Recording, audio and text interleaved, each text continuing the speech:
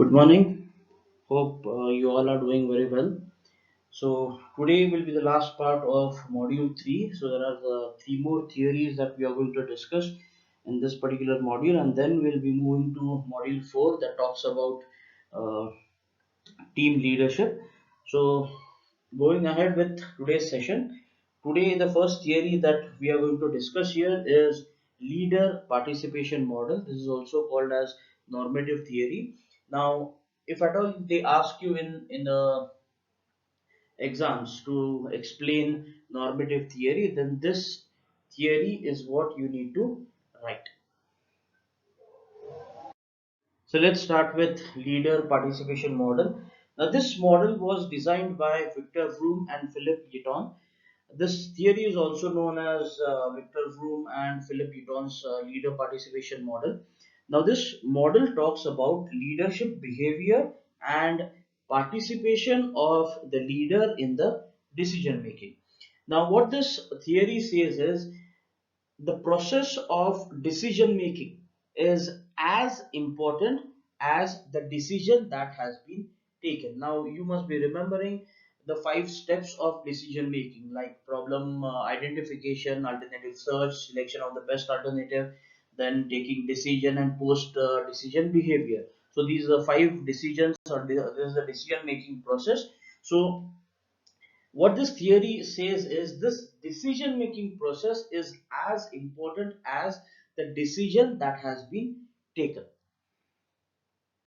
So this theory talks about 3 factors that we need to take into consideration before taking a decision. The first factor being decision quality. Now, to have a good quality decision, we need to follow the steps of decision making, or follow the 5 steps of decision making that we have seen in the previous slide. So if you follow all these 5 steps, then you can assure that a decision that has been taken is of high quality. The second factor is team commitment. Now, whatever decision that will be taken by a team leader affects the entire group. So every viewpoint of a team member needs to be taken before taking a decision, and it has to be seen that the inputs that are given by the team members are taken into consideration before taking that decision, so that you can take the entire team along with you in this decision. So the last factor that we are going to see here is time constraint. Now, as you know, high quality decision needs to follow a proper procedure, and for that particular procedure we need sufficient amount of time. No good quality decision can be taken in a short span. So that is why a kind of proper duration should be given for a decision to be of good quality. So the 3 factors that we need to consider before taking any decision is quality of the decision, second one is team commitment, and third one is time constraint. So this theory talks about 5 leadership styles. Those leadership styles can be categorized as autocratic type 1, autocratic type 2, consultative type 1, consultative type 2, and collaborative. Now let's see what these leadership style mean. So the first type of leadership style, that is autocratic type 1. Now this kind of decision is taken by, or this type of leader inputs that will be taken from the team. So the whole and sole decision will be taken by the leader itself. There is no consultation that is happening with the team.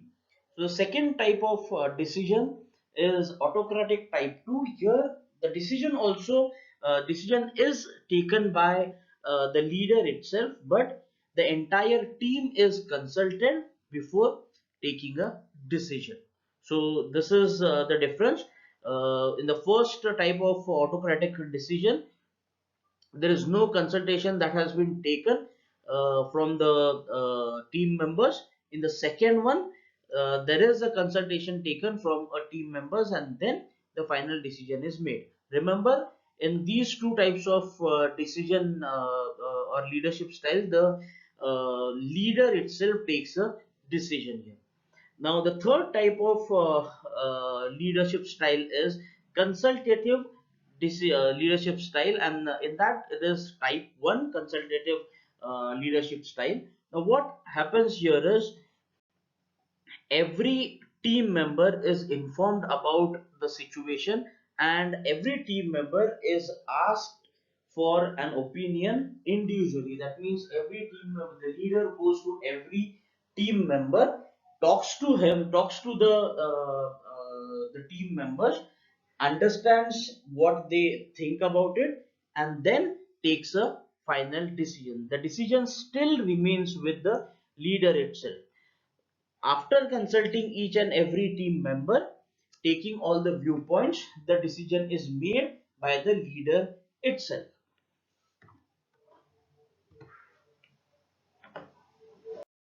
So the fourth type of leadership style here is called as consultative type 2 leadership.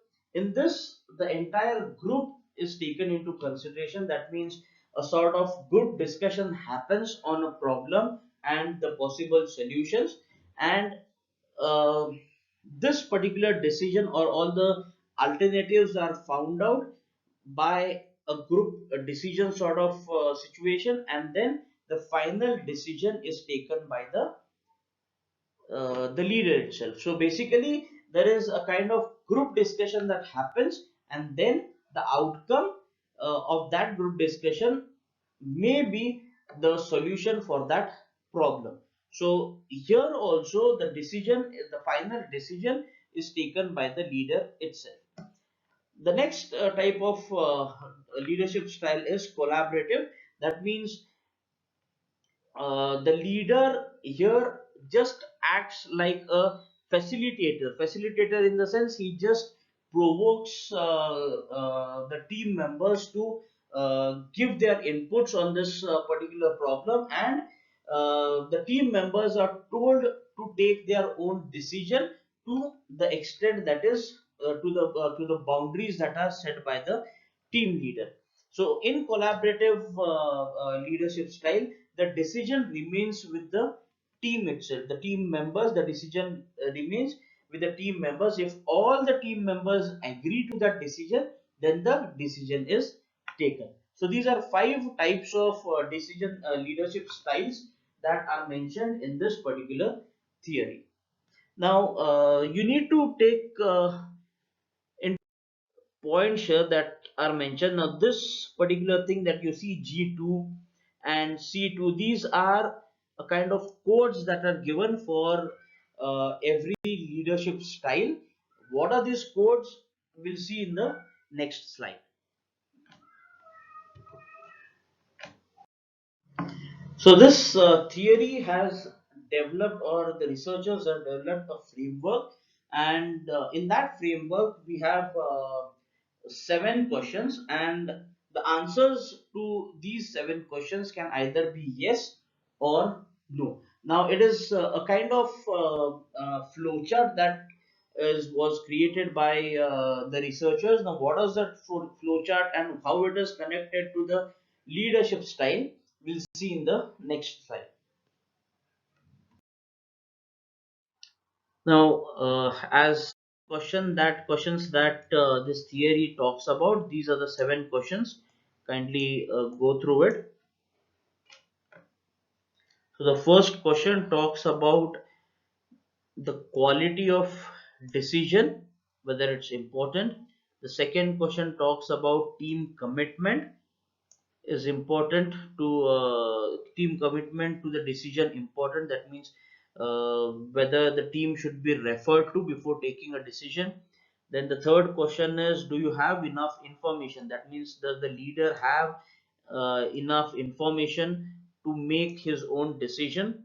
Then the fourth question, if you see, is the problem well structured? That means whether the problem is easily understandable, or what do you say, whether the problem is very clear to the leader. Then the fifth question, if you see, if you made the decision yourself, would the team support you? That means whatever decision you take, whether the team will support you or no.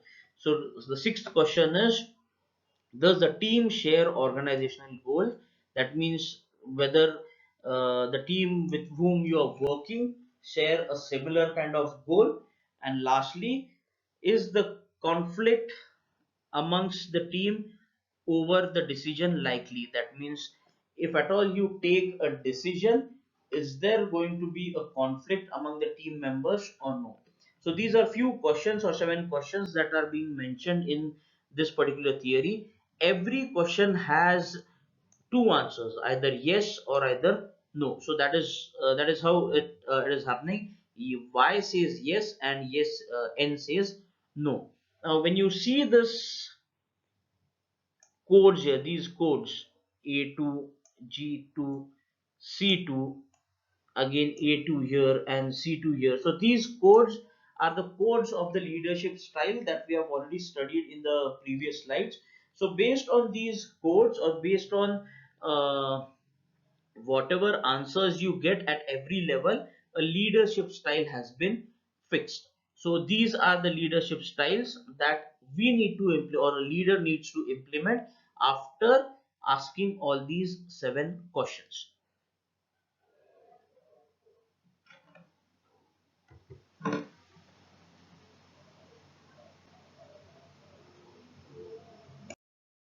So the next theory that we are going to see here is leadership continuum theory. Now, what is this theory? How it is being proposed? We'll see in the next slide.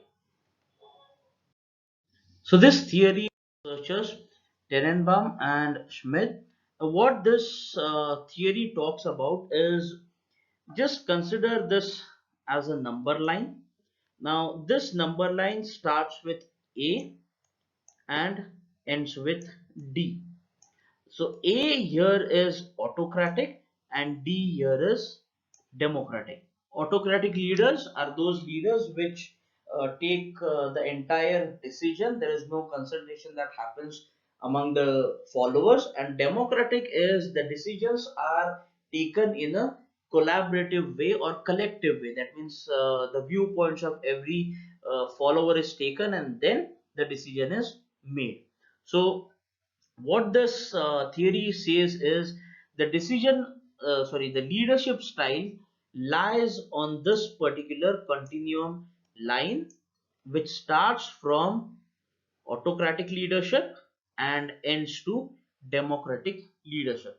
So the leadership styles that are mentioned in this particular theory is are telling, selling, consulting, and joining.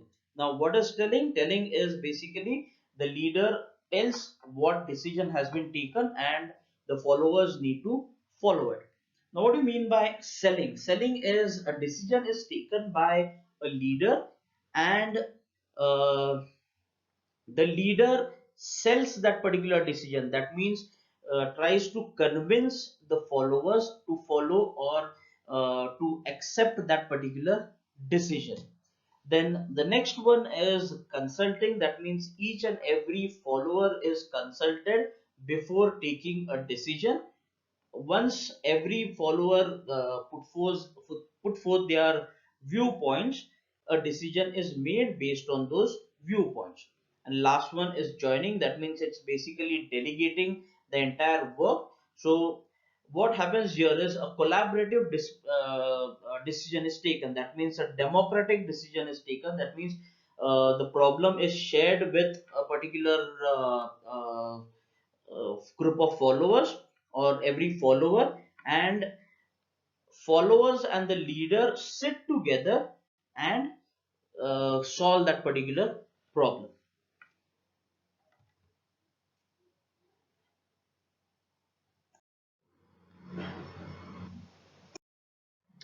Now if you see here again, uh, in this theory we need to consider three factors.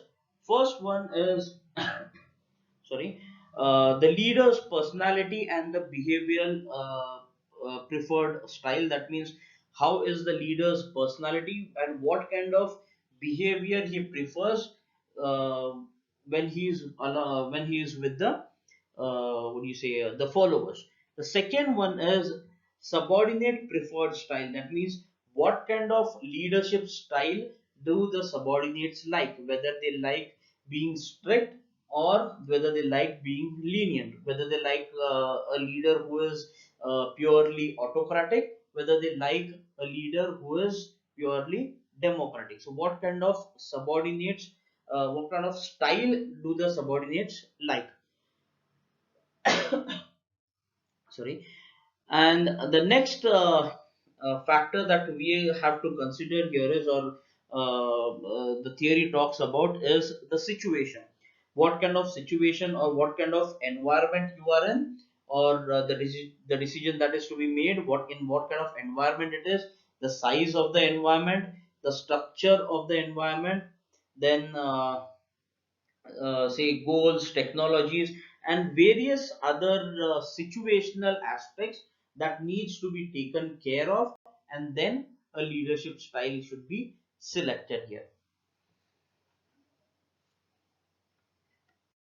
Now, if you see here, this is referring to it's which starts from here and ends till here. So this point is manager centered leadership. That means whoever is a manager, he entirely takes the decision. That is the autocratic style of leadership. And at this end, it is subordinate centric leadership style, or the democratic style of leadership. Now, if you see here, these are the leadership styles that we were referring to in the previous slide. That is tell, sell, consult, and join. Now, if at all a leadership style that is at this level, that means the manager makes his own decision and tells what the decision is to the staff. Now, if you see here, the next type of leadership style, that is sell. Now here the manager sells the decision to his staff. That means a decision is taken and the leader tries to convince his staff, or the manager tries to convince his staff to follow that particular decision. Now, the next sort of behavior or style that a leader needs to have is present the ideas that he has, invites question, and then he clears those questions, and finally the decision will be taken by the leader.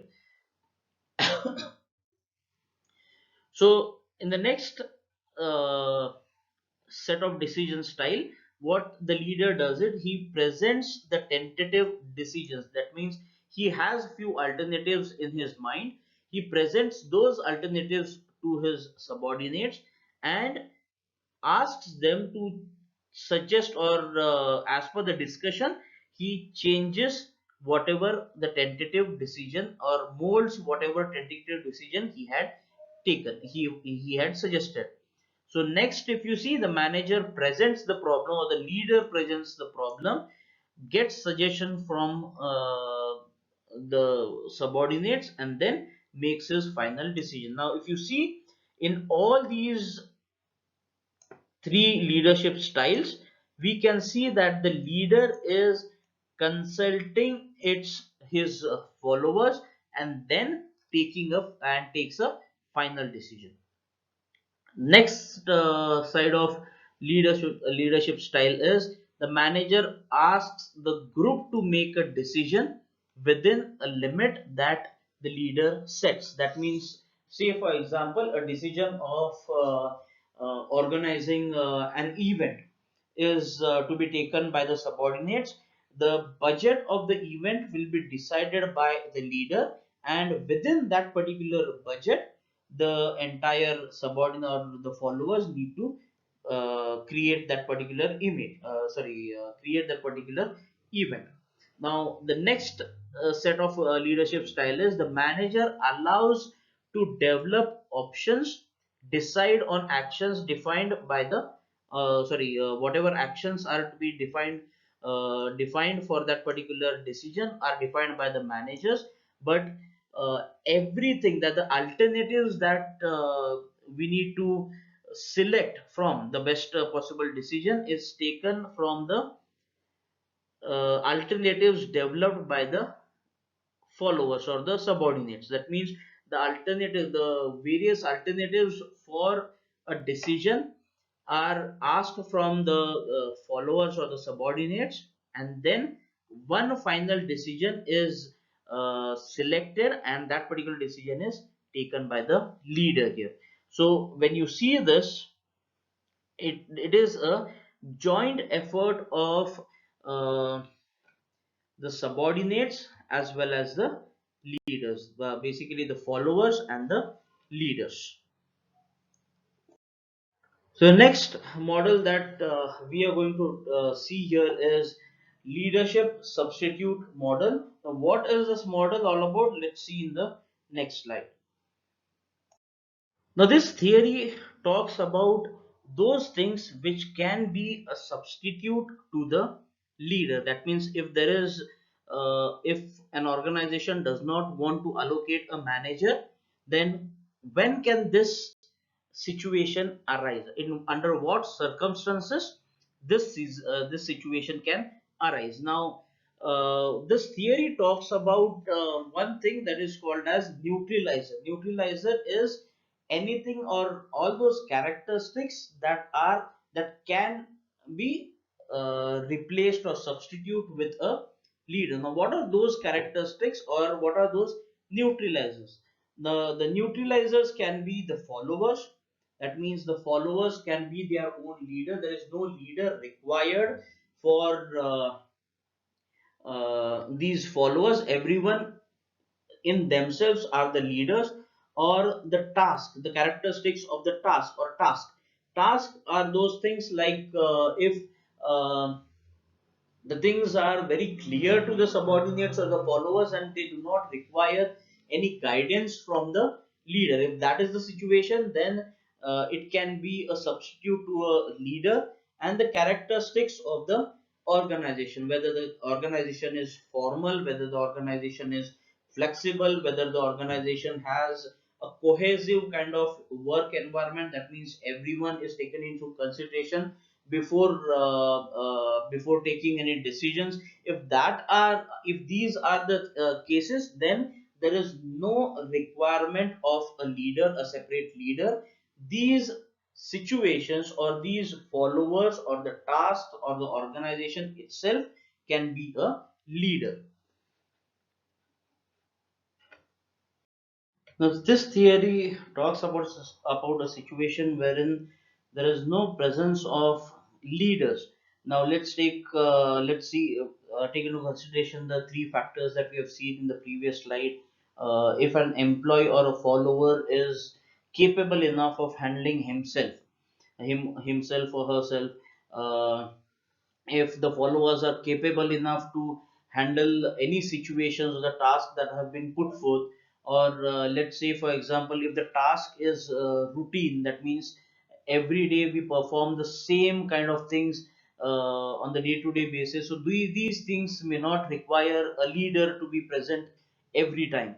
So in these situations, an absence of a leader can be neutralized, or the absence of these leaders can be fulfilled with these neutralizers, like a good follower or a skilled follower, knowledgeable follower, or a routine kind of stuff, or routine kind of situation in the organization.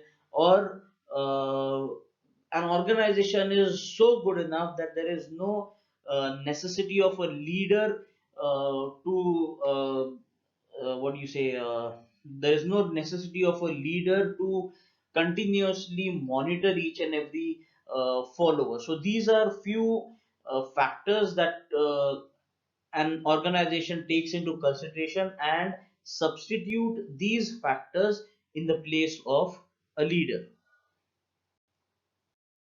So, thank you for listening. This ends the module 3. In the next session, we'll talk about module 4, which covers team leadership. So hope you've understood all the theories that were discussed in this entire module or in this video lecture.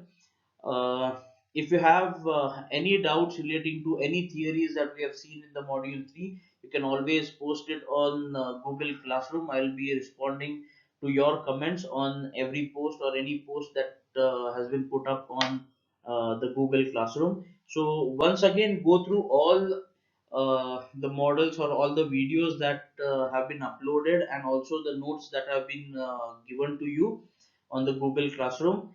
And anytime if you have any doubts, you can obviously post it on Google Classroom. Thank you. Have a great day.